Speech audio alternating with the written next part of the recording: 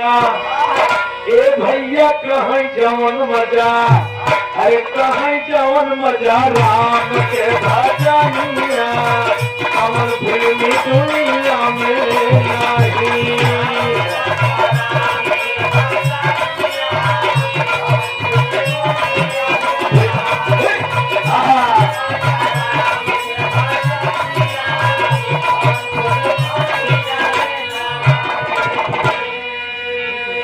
कहीं जवन मजा राम के भजनिया जवन फिल्मी दुनिया में नहीं बाबू।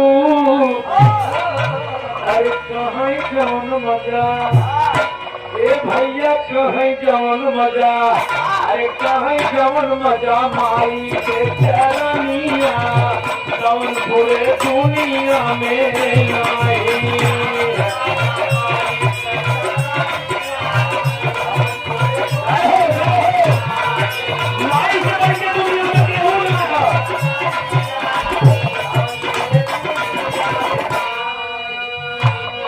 कहीं जवन मजा माई के चरनिया जवन पूरे दुनिया में नहीं बाबू। अरे कहीं जवन मजा, ए भैया अरे कहीं जवन मजा, अरे कहीं जवन मजा अपन दुल्हनिया जवन हीरोइनिया में नहीं।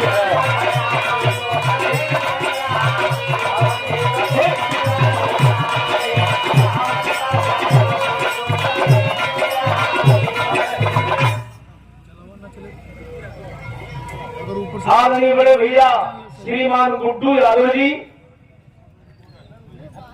धरपुरा की धरती से 51 पुरस्कार वो प्रणाम भैया के।